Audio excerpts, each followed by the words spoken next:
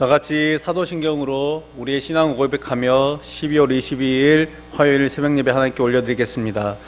전능하사 천지를 만드신 하나님 아버지를 내가 믿사오며 그 외아들 우리 주 예수 그리스도를 믿사오니 이는 성령으로 잉태하사 동정녀 마리아에게 나시고 본디오 빌라도에게 고난을 받으사 십자가에 못 박혀 죽으시고 장사한 지 사흘 만에 죽은 자 가운데서 다시 살아나시며 하늘에 오르사 전능하신 하나님 우편에 앉아 계시다가 저리로서 산 자와 죽은 자를 심판하러 오시리라.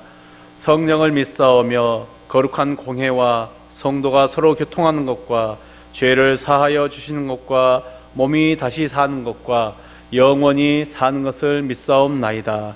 아멘. 살아계신 아버지 하나님, 은혜와 사랑에 감사를 드립니다. 변함없는 주의 사랑으로 우리를 품어주시고 또한 새로운 하루를 허락하여 주신 주님, 오늘 하루도 주께서 기뻐하신 그 모든 길에서 우리가 설 수 있도록 도와주시옵소서.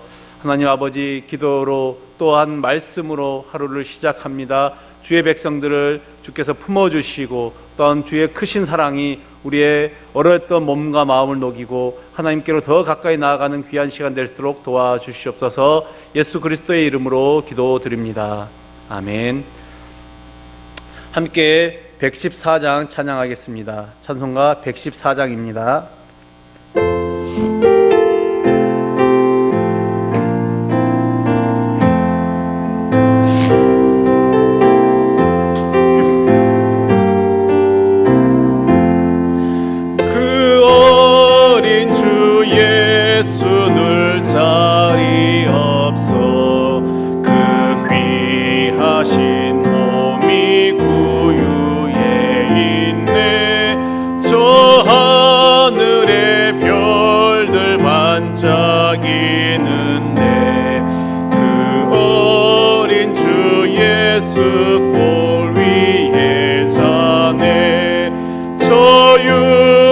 소리에 아기 잠게 나 그 순하신 예수 우시지 않네.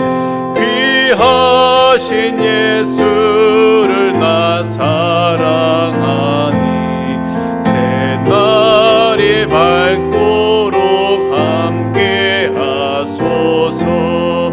주 예수 내 곁에 가까이 계셔 그 한없는 사랑 늘 베푸시고 온 세상 악기들 다 품어주사 주 품 안에 안겨 살게 하소서. 아멘. 오늘 우리에게 주신 마태복음 2장 13절부터 23절까지 말씀 우리 함께 나누겠습니다. 마태복음 2장 13절부터 우리 마지막 23절까지 말씀 우리 한 절씩 교독해 올리겠습니다. 그들이 떠난 후에 주의 사자가 요셉에게 현몽하여 이르되 헤롯이 아기를 찾아 죽이려 하니 일어나 아기와 그의 어머니를 데리고 애굽으로 피하여 내가 네게 이르기까지 거기 있으라 하시니 요셉이 일어나서 밤에 아기와 그의 어머니를 데리고 애굽으로 떠나가 헤롯이 죽기까지 거기 있었으니 이는 주께서 선지자를 통하여 말씀하신 바 애굽으로부터 내 아들을 불렀다 함을 이루려 하심이라. 헤롯이 박사들에게 속은 줄 알고 심히 노하여 사람을 보내어 베들레헴과 그 모든 지경 안에 있는 사내 아이를 박사들에게 자세히 알아본 그때를 기준하여 2살부터 그 아래로 다 죽이니 이에 선지자 예레미야를 통하여 말씀하신 바 라마에서 슬퍼하며 크게 통곡하는 소리가 들리니 라헬이 그 자식을 위하여 애곡하는 것이라. 그가 자식이 없으므로 위로받기를 거절하였도다 함이 이루어졌느니라. 헤롯이 죽은 후에 주의 사자가 애굽에서 요셉에게 현몽하여 이르되 일어나 아기와 그의 어머니를 데리고 이스라엘 땅으로 가라. 아기의 목숨을 찾던 자들이 죽었느니라 하시니 요셉이 일어나 아기와 그의 어머니를 데리고 이스라엘 땅으로 들어가니라. 그러나 아켈라오가 그의 아버지 헤롯을 이어 유대의 임금됨을 듣고 거기로 가기를 무서워하더니 꿈에 제시하심을 받아 갈릴리 지방으로 떠나가 함께 옵니다. 나사렛이란 동네에 가서 사니 이는 선지자로 하신 말씀에 나사렛 사람이라 칭하리라 하심을 이루려 함이니라. 아멘. 함께 말씀을 듣기 위해 기도하겠습니다. 살아계신 아버지 하나님 감사합니다. 오늘도 주께서 우리에게 귀한 생명의 말씀 가운데 있게 하시니 감사를 드립니다. 주님의 귀한 말씀 우리가 듣고 깨닫고 그 말씀을 또 의지하여 오늘 하루도 승리하며 살아가는 주의 귀한 백성들 되시도록 역사하여 주시옵소서. 예수님의 이름으로 기도드립니다. 아멘. 할렐루야. 어제부터 우리는 이제 이 성탄절 특별 본문들을 정해서 새벽 은혜를 나누고 있습니다. 성탄절이 3일밖에 남지 않았는데 3일만 지나면 성탄절인데도 이 성탄의 분위기가 나지 않는 것 같습니다. 어디에서도 찾아보기가 참 힘듭니다. 모르겠습니다. 요즘 거리를 돌아다니지 않아서 잘 모르겠는데 뭐 트리나 캐롤을 어디에도 볼 수가 없습니다. 교회에 오면은 이제 이 강대상에도 또 교회 로비에도 또 교회 화단에도 트리가 있지만은 성도님들이 거의 이것들을 제대로 보지 못하셨을 것 같습니다. 뭐 이런 모든 상황들 또한 코로나가 바꿔버린 이 성탄의 분위기, 연말의 분위기가 아닌가 싶습니다. 올해는 우리가 성탄 감사 예배마저도 영상으로 드려야 되는 그런 초유의 상황입니다. 그렇지만 이 성탄의 주간에 우리가 특별히 성탄과 관련된 본문을 또 한 새벽 예배를 나눔으로 인해서 이 땅에 오신 그리스도를 더 많이 생각하고 더 깊이 묵상하고 또한 감사하며 주님과의 더 깊은 만남이 있기를 축복합니다. 오늘 우리가 함께 나누게 될 말씀, 오늘 이 마태복음 2장 13절부터 23절까지의 말씀은 예수님께서 이 땅에 오시자마자 이 세상으로부터 공격을 받고 또 멀리 애굽에까지 피난을 가셔야 했던 그것들을 기록하고 있는 본문입니다. 우리가 이 성탄을 살펴보면, 말씀을 살펴보면 이 첫 번째, 이 땅의 첫 번째 성탄에 즈음하여 두 부류의 사람들이 이 아기 예수님께 찾아온 것을 우리가 보게 됩니다. 바로 이 마태복음에 오늘 이 마태복음 본문에 등장한 동방의 박사들과 또 누가복음에 등장하죠. 들에서 양을 치는 목자들이다라는 것입니다. 우리가 이제 이 두 부류의 사람들을 보면은 여러 가지 면에서 참 대조를 이루고 있는 사람들입니다. 우리가 이게 찾아온 시간의 그런 시간의 순서상으로 먼저 누가복음에 등장하는 목자들을 한번 보겠습니다. 이 목자들은 우선 이들은 유대인입니다. 유대인이다라는 이 말은, 이 사실은 이들 역시, 이 목자들 역시 구약에서 예언된 메시아의 예언 너무나도 잘 알고 있었다라는 것이죠. 그렇기 때문에 천사가 전해주는 그 메시아의 탄생 소식에, 기쁜 소식에 주저함 없이 한 걸음으로 이제 정말 그것이 맞는가 확인을 위해서 달려가는 것을 보게 됩니다. 그러나 동시에 이들은 가난하고 또 학대받는 자들이었습니다. 들에서 목자들. 그래서 당시 이 양을 치던 목자들은 천하게 취급받았던 그런 어떤 그 취약계층의 사람들이었습니다. 이들이 지키는 양떼도 사실은 자신의 것이 아니죠. 돈을 받고 남의 양떼를 지켜주는, 그래 남의 양떼를 직업적으로 지키는 그런 자들입니다.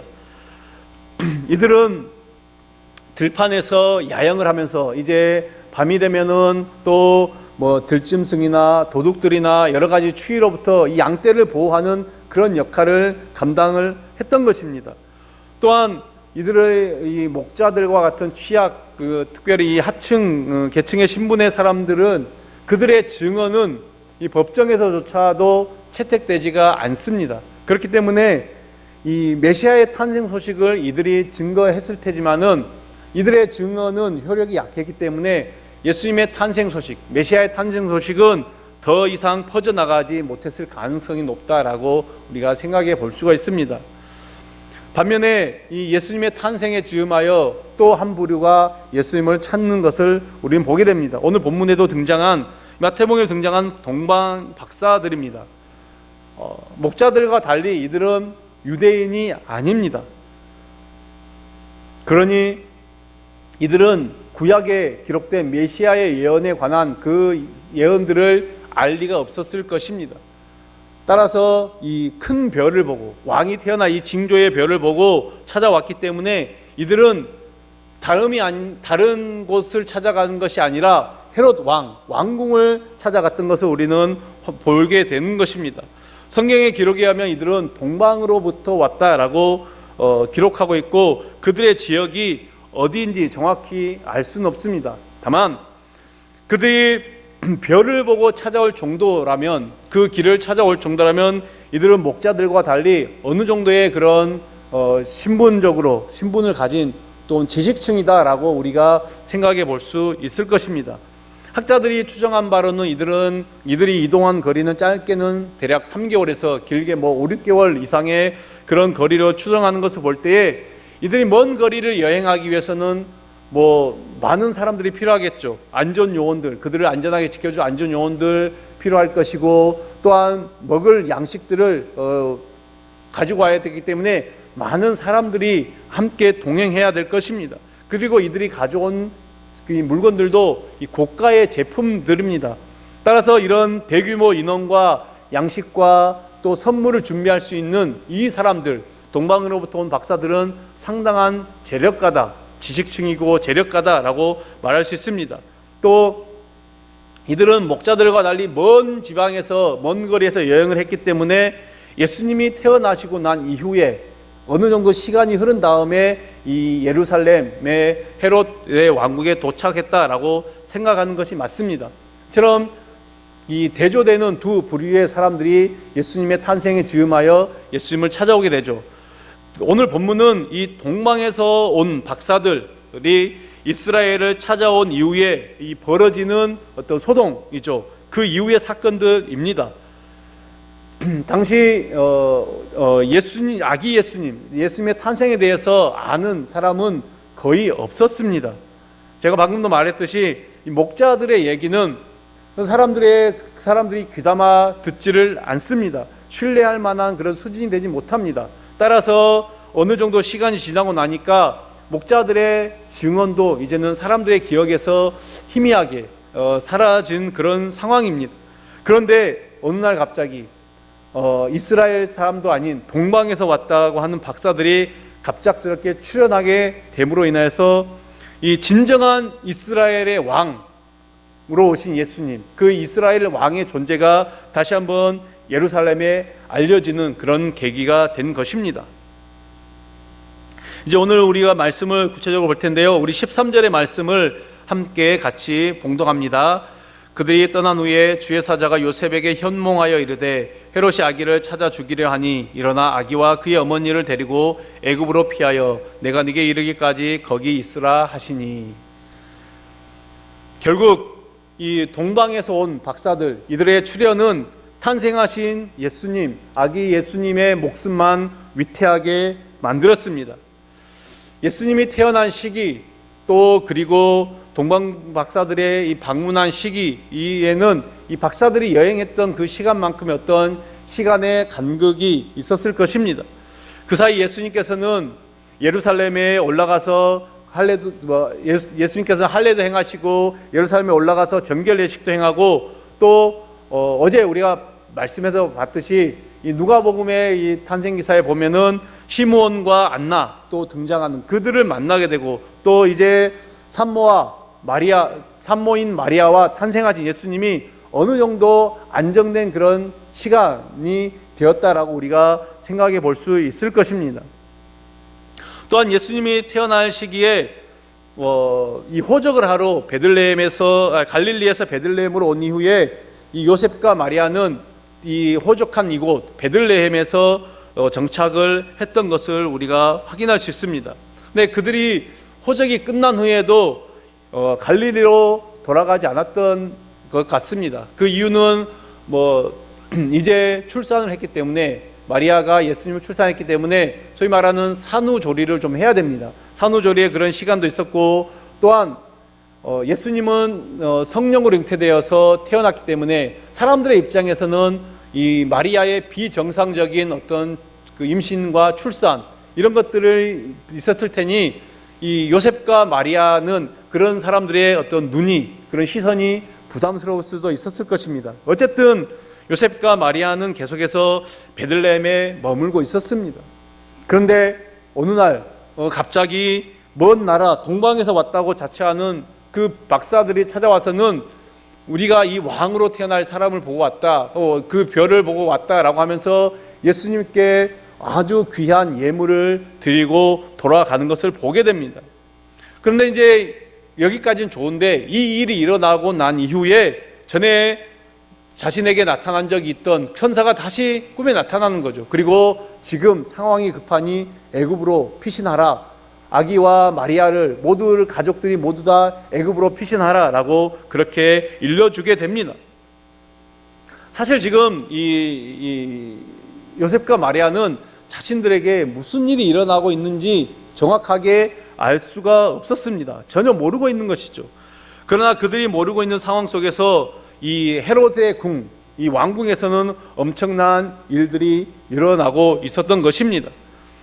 그리고 천사의 도움으로 이 베들레헴을 떠난 지 얼마가 지나지 않아서 이제 이 헤롯의 군대에 의해서 이 베들레헴과 그 지경에, 오늘 말씀 보면 베들레헴과 그 지경에 있는 그 모든 2살 이하의 남자아이들이 죽임을 당하는, 그야말로 정말 그곳이 쑥대밭이 되는 그런 상황이 발생하게 되었던 것입니다.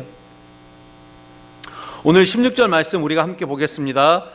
이에 헤롯이 박사들에게 속은 줄 알고 심히 노하여 사람을 보내어 베들레헴과 그 모든 지경 안에 있는 사내 아이를 박사들에게 자세히 알아본 그때를 기준하여 2살부터 그 아래로 다 죽이니. 네, 이 말씀을 우리가 보게 되는데, 이제 저는 여기서 우리가 그 영적 전쟁을 한번 생각해 보게 됩니다. 동방박사들의 경배한, 동방박사들이 예수님께 찾아와서 예수님께 경배하는 이 사건, 참 표면적으로 볼 때는 먼 나라에서까지, 이방의 나라에서까지 그들이 와서 예수님께 경배하는, 예물을 드리고 경배하는 그런 사건이지만 거기에는 사단의 노림수가 있다라는 것이죠. 우리가 말씀을 읽고 생각을 해보면은 요셉과 마리아 입장에서 한번 생각해 보십시오. 갈릴리에서 나고 자란 이들은 모르긴 몰라도 헤롯 왕을, 유대의 그 예루살렘 왕궁에 있는 헤롯 왕을 한 번도 본 적이 없었을 것입니다. 아마도 그렇겠죠. 설마 헤롯이 자신들의 목숨을 노리고 있다라는 그것을 꿈에도 생각해 본 적이 없었을 것입니다. 그들은 단지 이 국가적인 명령에 의해서 호적을 하라라고 그 명령에 의해서 그 예루살렘, 그 베들레헴으로, 갈릴리에서 베들레헴으로 이동을 했고, 마침 성령으로 잉태된 그 아기 예수님이 탄생하려고 해서 아이 출산을 하는 바람에 거기에 그냥 잠시 눌러앉고 있었던 것입니다. 그러나 헤롯은 이들을 알고 있었습니다. 그리고 이들이 자신의 왕위를 노리는 반역자라 생각하여 지금 이제 이 요셉 가족을 찾기에 혈안이 되어 있었던 것입니다. 이것이 바로 헤롯의 배후에서 주장하는 어떤 사단의 세력이 있다라는 것입니다.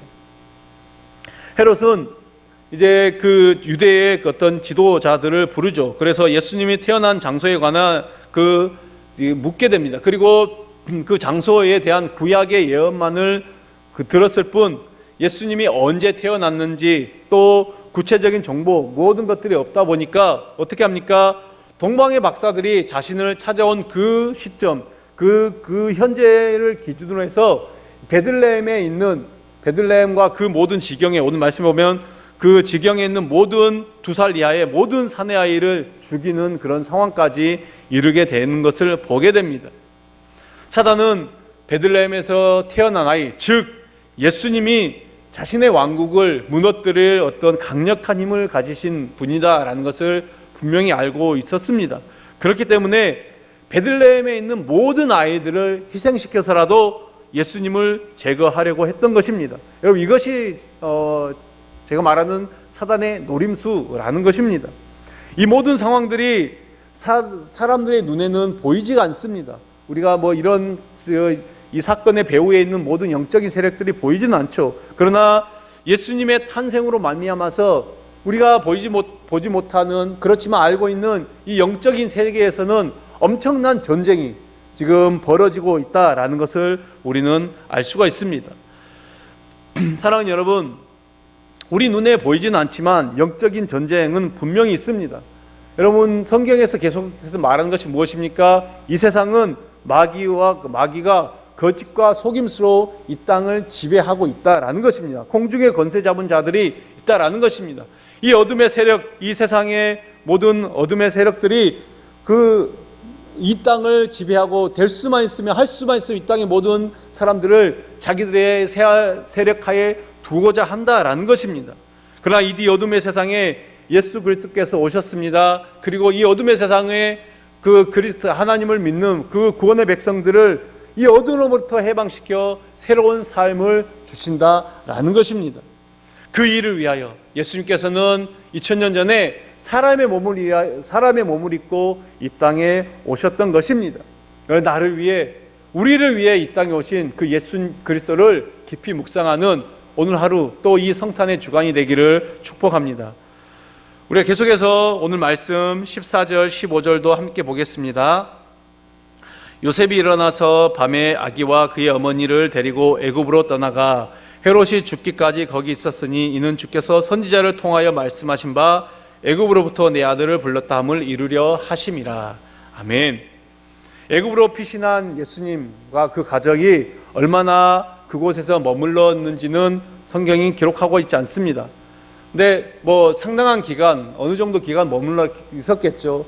근데 이 가난한 이들에게 그나마 다행인 것은 동방의 박사들이 그들에게 주고 간 예물이 있었습니다. 결코 싸구려 제품이 아니었죠. 굉장히 값비싼 예물이었습니다. 그래서 그것을 팔아서 어느 정도 버틸 수 있었을 것입니다. 그러고 보면 우리가 이 땅에 일어나는 모든 일들이 우연이 없다라는 것을 다시 한번 오늘 말씀을 통해 확인하게 됩니다. 여러분, 생판천지인 그 애굽에서 생활은 많은 어떤 재정적인 어떤 그런 뒷받침이 되지 않으면은 도무지 그곳에서 지낼 수 없었을 것입니다. 이를 위하여 하나님은 동방의 박사들을 보내셔서 또 그들을 하여금 왕이신 예수님을 향하여 예물을 드리도록 했던 것입니다. 여러분, 이 모든 사건들, 상황들 우리가 보기에는 그냥 정신없이 지나가는 것 같고 또 어지럽게 뒤죽박죽 지나가는 그런 모든 상황들 같지만 하나님께서는 이 모든 사건들을 미리 다 하시고 실제로 오늘 말씀에서 보는 것과 같이 선지자를 통하여 미리 하신 말씀을 이루고 계신다라고 그렇게 말씀하고 있습니다. 사단이 계략을 꾸미는 것 같고 완벽한 그 계획 속에서 사단이 자기의 일들을 성취해 나가는 것 같지만 하나님은 그 모든 것까지도 이용을 하신다라는 것이죠. 사단의 계획까지도 이용을 하셔서 당신의 선하신 뜻을 이루고 계신다라는 것입니다. 여러분, 그렇습니다. 우리의 삶은 하나님의 주권하신 가운데 있습니다. 하나님의 선하신 계획하신 가운데 있습니다. 우리가 실패하는 것 같고 우리가 잠시 넘어지는 것 같고 또 우리의 생각에서는 잘못된 길로 가는 것 같지만 하나님은 그 모든 것까지도 이용하셔서 하나님의 뜻을 드러내는 우리의 삶을 통해서 당신이 영광을 받으신다라는 것입니다. 그래서 우리의 삶이 모든 일들이 질서 없이 뒤죽박죽 일어나고 또 예상치 못한 일들이 여기저기서 발생하는 것 같지만은 그 모든 것조차도 하나님은 다 알고 계시고 다 보고 계신다라는 것입니다. 그렇기 때문에 우리는 어떻습니까? 하나님만을 바라보고 내 뜻대로 내 생각대로 흘러가지 않는 그 모든 상황 속에서 좌절하고 낙심하고 포기하고 주저앉는 것이 아니라 다시금 하나님이 이것을 향하여 우리에게 어떻게 역사하실지 그 하나님의 그 역사하심을 바라보라라는 말씀입니다. 오늘 짧은 본문을 보시면서도 여러분 한번 보십시오. 하나님께서 선지자를 통하여 말씀하신 것이 이루어졌다라는 이 내용들이 3번이나 기록되어 있습니다. 이 짧은 그 기사 안에 3번이나 말씀하고 있습니다. 하나님께서 모든 것을 다 아신다라는 것입니다. 예수님의 가족은 헤롯이 죽기까지 애굽에서 생활했습니다. 그 기약 없던 애굽에서의 그 모든 시간들이 이제는 헤롯이 죽었다는 소식으로 말미암아 마침내 종지부를 찍게 된 것입니다. 우리 19절부터 마지막 23절까지를 함께 봉독하겠습니다. 헤롯이 죽은 후에 주의 사자가 애굽에서 요셉에게 현몽하여 이르되 일어나 아기와 그의 어머니를 데리고 이스라엘 땅으로 가라. 아기의 목숨을 찾던 자들이 죽었느니라 하시니 요셉이 일어나 아기와 그의 어머니를 데리고 이스라엘 땅으로 들어가니라. 그러나 아켈라오가 그의 아버지 헤롯을 이어 유대의 임금됨을 듣고 거기로 가기를 무서워하더니 꿈에 지시하심을 받아 갈릴리 지방으로 떠나가 나사렛이란 동네에 가서 사니 이는 선지자로 하신 말씀에 나사렛 사람이라 칭하리라 하심을 이루려 함이로라. 아멘. 마리아와 요셉과 마리아는 애굽에서 다시 이스라엘로 돌아오지만 이제는 베들레헴으로 가지 못합니다. 왜냐하면 이 베들레헴에는 이제 예수님 또래의 아이들이 다 죽임을 당했습니다. 죽임을 당한 곳에 다시 돌아갈 수가 없죠. 그리고 동방박사가 이미 예수님을 찾아온 적이 있기 때문에 그 베들레헴에 있던 사람들은 예수님에 대해서 알고 있었을 것입니다. 그리고 또한 이 베들레헴 이 지역은 헤롯의 아들 아켈라오가 다시 왕이 되었기 때문에 그것은 여전히 요주 도시로 남아 있었을 것입니다. 물론 이제 나중에 아켈라오는 이 정치를 잘못해서 쫓겨나게 되죠. 그리고 유대 지역은 예수님 당시에 보면은 유대 지역은 빌라도 총독, 그래서 로마의 지경 관할하에 들어가게 되는 것입니다. 그렇지만 다시 돌아오는 이 시점에 아켈라오가 있었기 때문에 이 악한 왕 아켈라오가 있었기 때문에 요셉과 마리아는 그곳에 돌아가기를 두려워합니다. 그렇다고 갈릴리로 돌아갈 수도 없었던 것은 그들이 살고 있던 그 지역에 이 마리아의 어떤 좋지 않은 소문들이 있었기 때문에 거기서 돌아가는 것도 만만치 않았던 것입니다. 그래서 결국 하나님은 이 모든 상황들을 다 아시고 사람들이 크게 주목하지 않는 그 곳인 나사렛, 시골이죠. 나사렛으로 예수님과 그 가족들을 인도하십니다.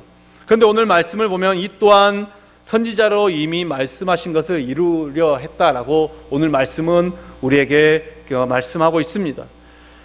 여러분, 오늘 이제 이 짧은 말씀 내용을 정리를 하겠습니다. 오늘 성경이 우리에게 말씀하시는 것은 무엇입니까?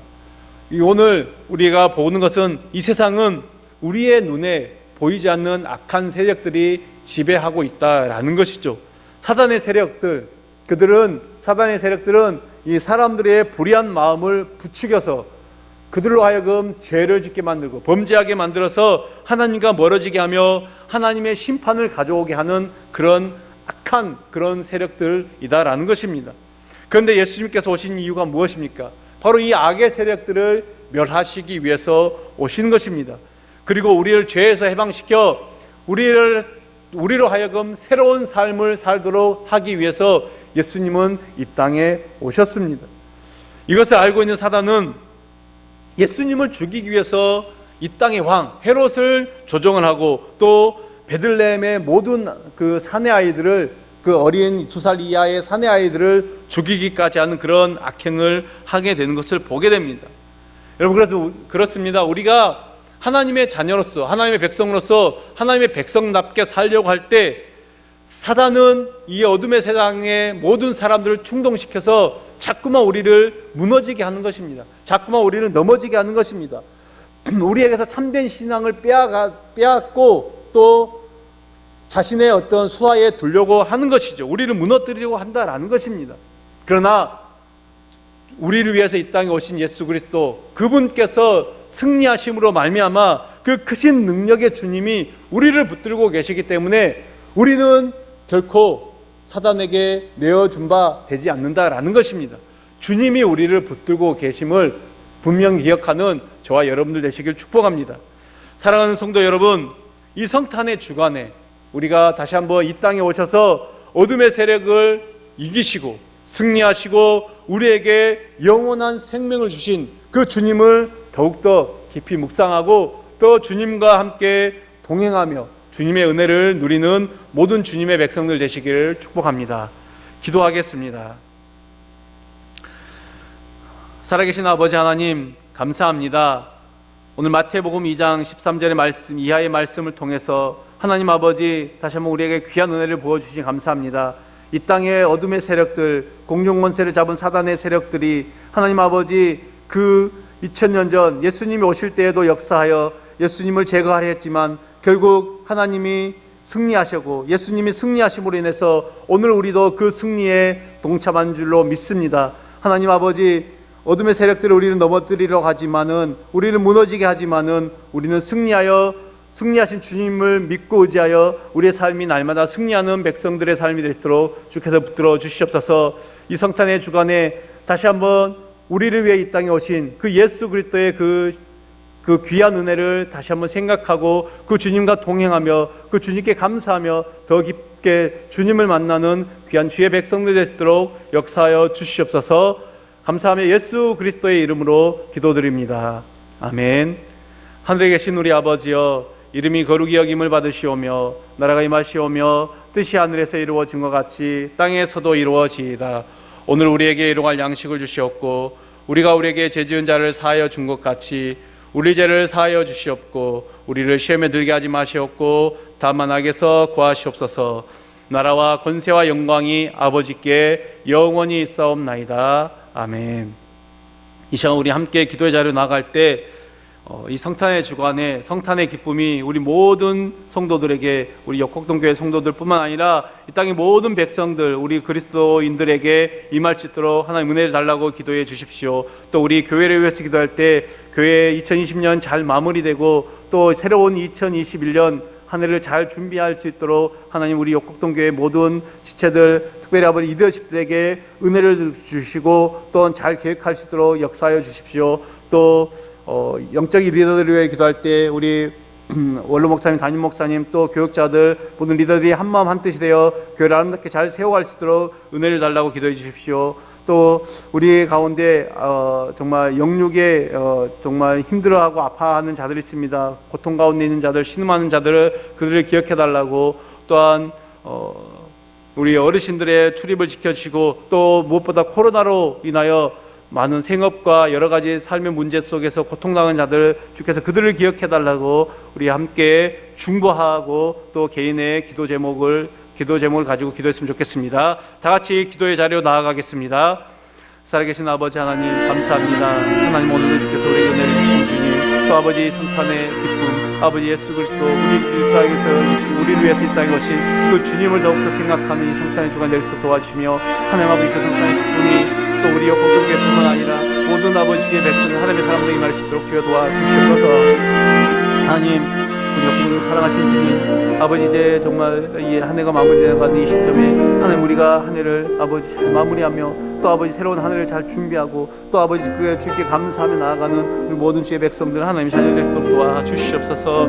하나님 아버지 영적인 아버지를 기억하여 주시고 우리 원로 목사님, 담임 목사님, 또 모든 교육자들 아버지 주께서 세우신 교회를 아름답게 잘 세워갈 수 있도록 이렇게 역사하여 주시옵소서. 하나님 코로나로 인하여 아파하고 신음하고 있는 자들이 있습니다. 생업의 현장과 삶의 모든 문제들 가운데 있는 자들 찾아가 주시고 위로하여 주시고 만져주시고 다시 그 아버지 회복위원회 도와주셔서 하나님 아버지 이제는 아버지 코로나 그치고 또 아버지 대면 예배가 다시 열리고 하나님을 바라보는 그 시간들이 아버지 우리에게 또 하나님께 역사하여 주시옵소서. 성령의 은혜가 우리 모두에게 임하시도록 역사하여 주시옵소서.